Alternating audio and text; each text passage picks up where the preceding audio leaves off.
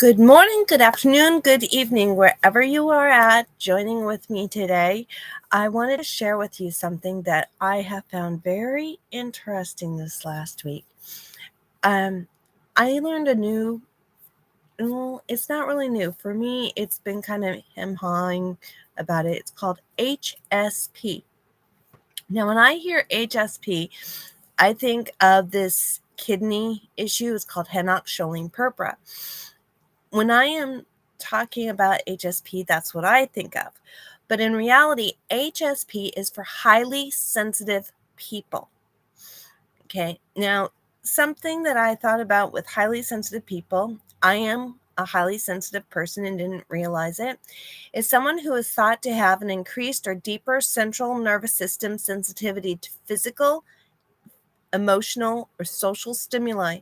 Some refer to this as having sensory processing sensitivity, or SPS for short.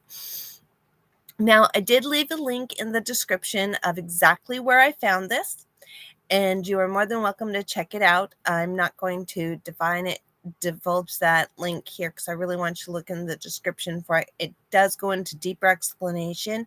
I'm going to give my Cliff Notes version of it because it all correlates with fibromyalgia. I was quite surprised actually at how many people that I found who have fibromyalgia also show signs of being HSP, or highly sensitive people. And this is something really important to remember, because people who are highly sensitive don't realize just how much they take in.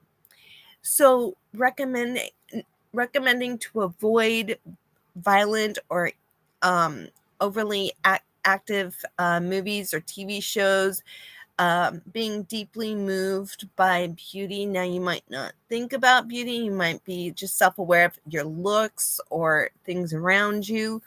This could be nature. This could actually be actual beauty. I find for me, when I'm around nature, no noise, no anything else, just pure nature, I really respond in a positive way. I feel the relaxation that's necessary. Now, what I'm also clarifying on this is that it goes back to the workshop that I did this last week.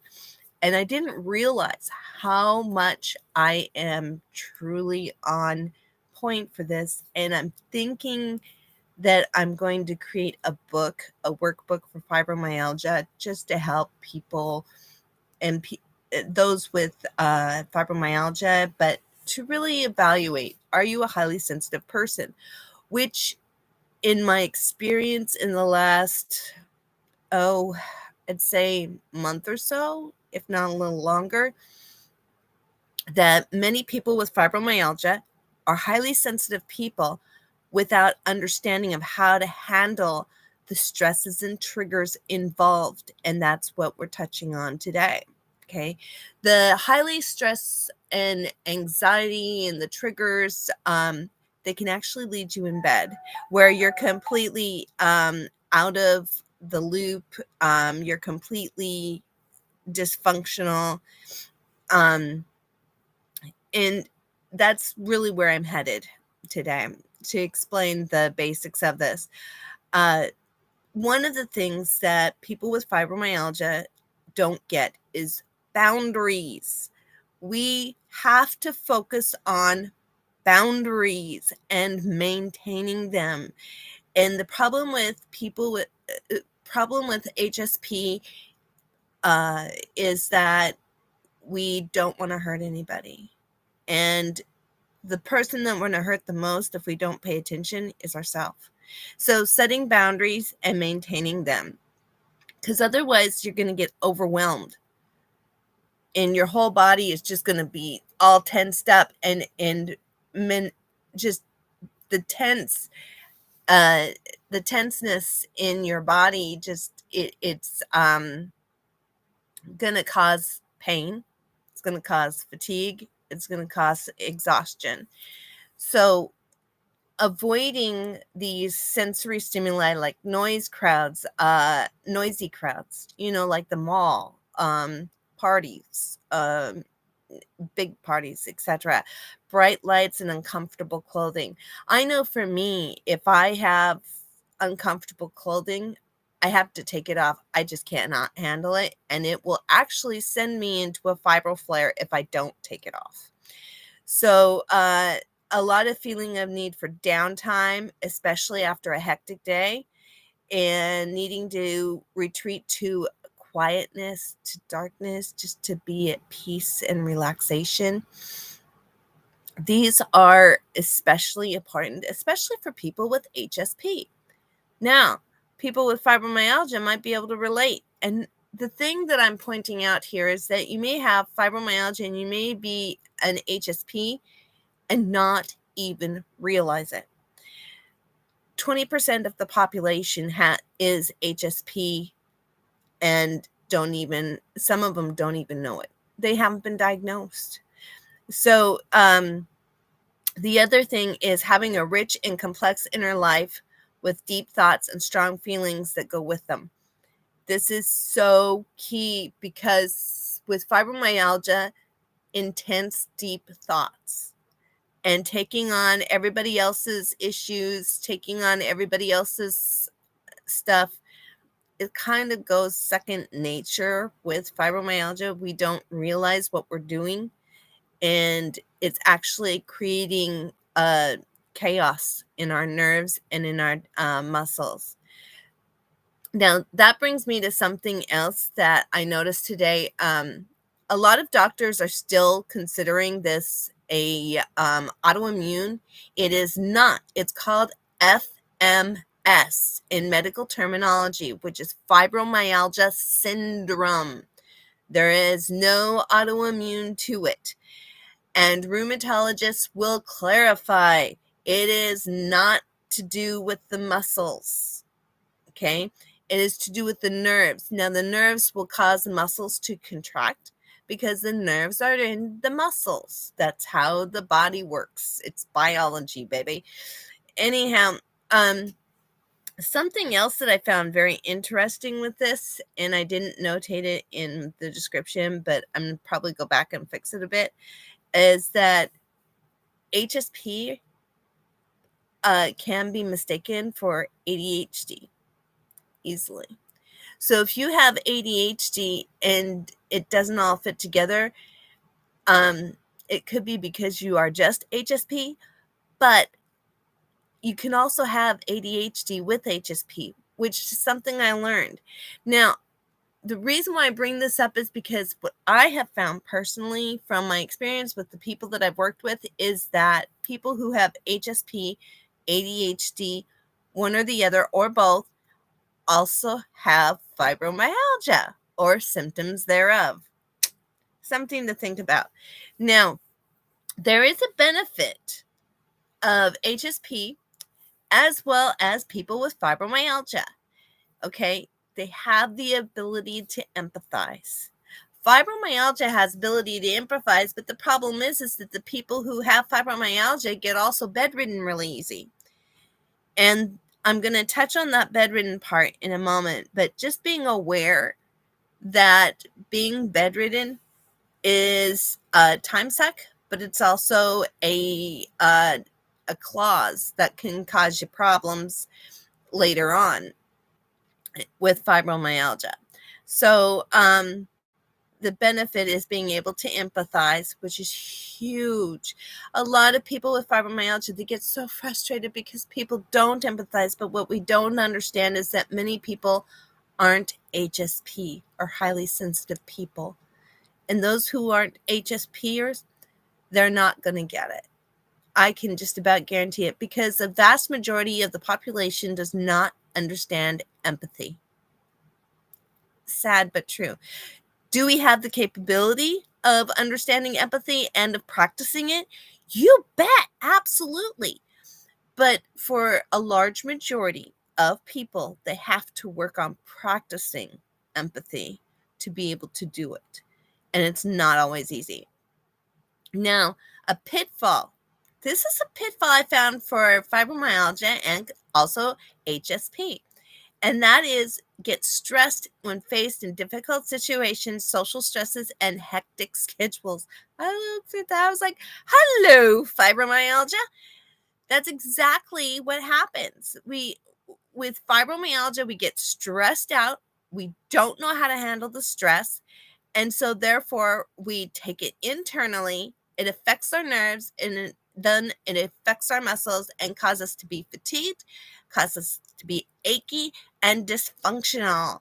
And therefore we can't handle social stresses or hectic schedules. We have to have a basic baseline schedule that's concrete. And then we can add little things as our body allows. Now, we tend to pick up on needs and feelings of others. That is something that I have found very, like, a high majority of fibromyalgia sufferers do to pick up on feelings of others, and then they end up internalizing them. Now, true highly sensitive people do not necessarily do this. People with fibromyalgia don't understand how to let it go. There's a lack there, and also hate letting people down. And people with fibromyalgia, we tend to internalize it because we don't know how to cope with it, and we don't have a thing called boundaries. And making sure to stick to our boundaries, making sure that others take on that boundary statement and allowing it to be okay. So we end up being our own worst critic. And let me tell you, the people that I've learned from fibromyalgia, we do tend to be our own worst critic. We feel like we should do more. We feel like we should get out there. We feel like we should be with the rest of the group. We should be social. We should be. No, our bodies are saying, enough. You're done. So in the response, because we feel like we are letting others down, we're letting ourselves down, and we end up being our own worst critic. And I have found this to be true with fibromyalgia as well as with people who are HSP. And feeling responsible for happiness and being very aware when there are negative emotions floating around. This is something I've noticed amongst my people that I've worked with, is that they're very aware of the people around them, the negative emotions, the people who are saying, well, you should be active. You should be out there. You should. Stop with the shoulding, man. The shoulds will bring anybody with fibromyalgia down, as well as an HSP. They are going to be brought down by that because stress is from social comparisons. And oh my gosh, fibromyalgia, that is one of the biggest stressors in the nerve. They heighten the nerves, and they cause challenges with the body, and it causes problems. And many life coaches referred to this as tolerations, and rather they're regular daily energy drains. And I am a certified life coach, but I do not see these as tolerations, although I do say people tolerate a lot. I do say they are energy drains because I studied, before I became a certified life coach, I studied to be a psychiatrist and psychologist, the mental health stuff. And so I honestly say they're energy drains, and they are not tolerations. In fact, people tolerate a lot, but I also say they are energy drains. If something zaps your energy, get away from it. Daily stressors often add to the frustrations of being unable to move, being unable to get out of bed, being filled with, oh my gosh, anxiety. It follows with all of this. And, with fibromyalgia and HSP, they tend to be their own worst critic and tend to do a lot more self-doubt. Well, I don't know. I should be out there. I don't know if I can do that. I'm not sure. I know I want to do that, but maybe that might not be such a good self-doubt. So, some ways to cope with this. Go back to my days of talking about boundaries and putting barrier between you and those sensory stimuli. Now, those sensory stimuli can be from people and from environmental, and there's also the chemical. Now, the chemical part has to go to a psychiatrist and be evaluated, because that can sometimes be taken care of with medication. Uh, it Otherwise, I don't recommend I don't recommend medication unless you absolutely need it. Okay. Um, so the other thing is that these also can be considered triggers. And if you've heard me in the past, I've talked about stressors and triggers. And these two can be some of the worst things for HSP and fibromyalgia. Now, you might be seeing a correlation here. I said at the very beginning about fibromyalgia and HSP and how they kind of can connect together. That's what I meant, is that I have found that I do not have unsubstantiated proof that fibromyalgia and HSP tend to go together. So a highly sensitive person most likely can develop, if not does have, fibromyalgia. The only reason why I would say that is if they haven't learned how to handle the fibromyalgia or handle the stressors and the triggers. Now, to put it in, I'm sharing with you that how we do this, avoiding the triggers and the stressors. So adding positivity, creating a positive experience in your schedule can protect from additional stresses. So finding the positives. Don't focus on the negatives or the triggers or the stressors. Find things that are encouraging and uplifting. And if you are laying in bed and you cannot function, just stand up and move a little bit. If you're going to feel exhausted afterwards, you got the bed right there, but move a little bit. If you're a little exhausted afterward, rest. If you're in a little bit of pain, move a little bit until it's, just a little bit more pain, and then lay down. This is how I gradually built to being a low to no pain life. I was bedridden. I was exhausted. I had to work. I had to make a mindset moment. I am going to work out. I am going to function. Now, work out means just simply getting up and walking. Now, for somebody who really works out, goes to the gym or goes on a walk or something, this doesn't count. You have to have fibromyalgia to really get this. But with fibromyalgia, when you're stuck in bed, getting up is a chore in itself sometimes. Just getting up and getting out of bed. But do it. Get up, stand up, and move. Though you won't hurt anything. In fact, if anything, you'll build strength in your body a little bit. But you've got to do this every single day. You cannot, and preferably like 3 times a day. In fact, I think at one point for me, I was doing this 5 times a day. Getting up, standing up, walking to the edge of the bed, walk back, and lay down. And it got to the point where I was doing a whole lot more than that.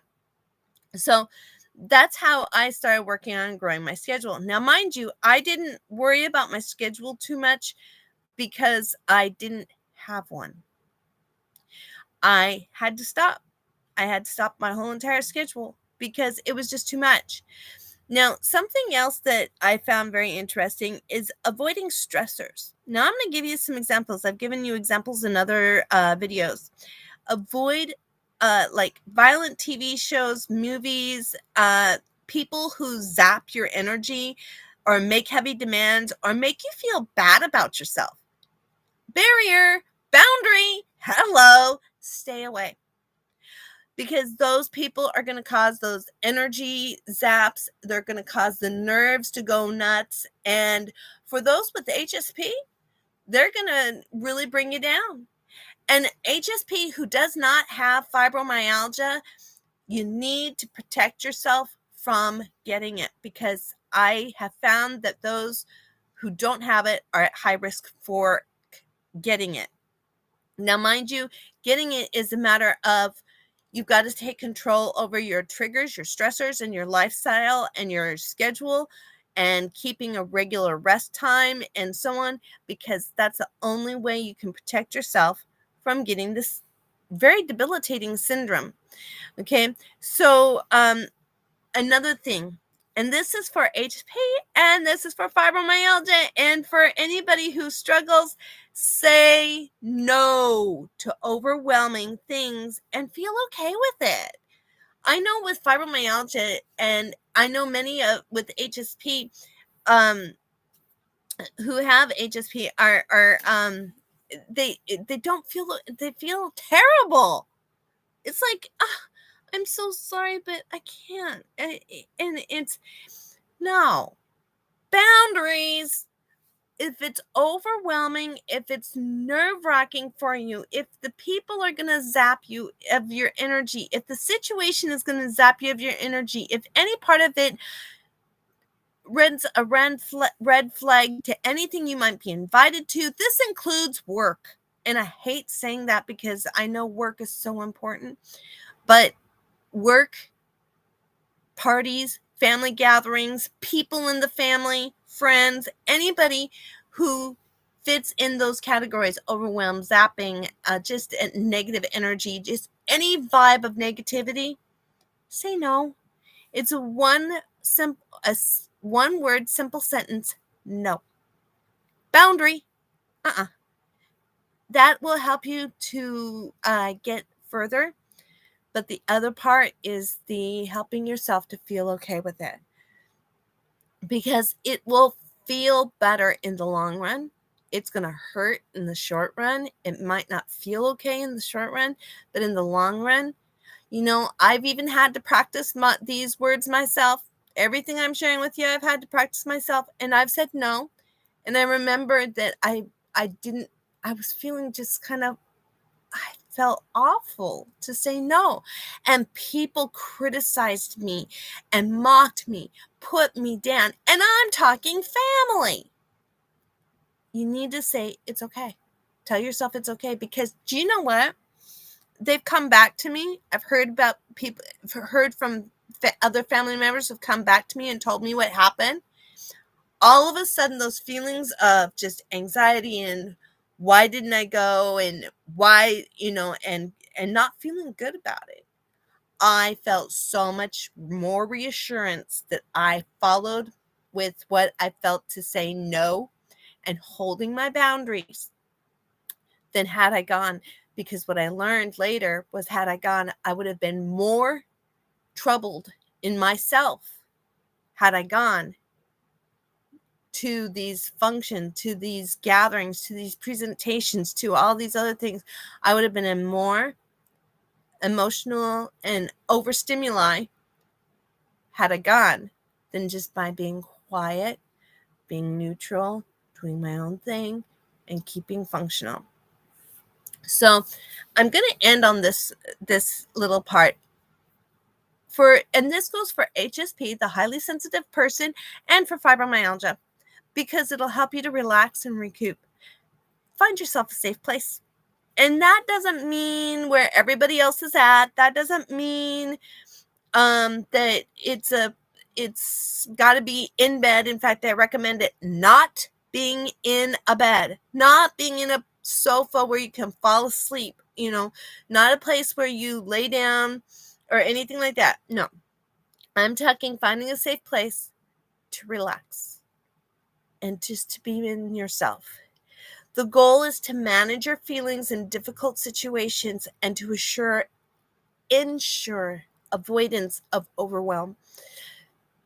My whole point here is that I have covered in the past about triggers, stressors, boundaries. And these three things are so key, essential for fibromyalgia and the highly sensitive person who can be one and the same.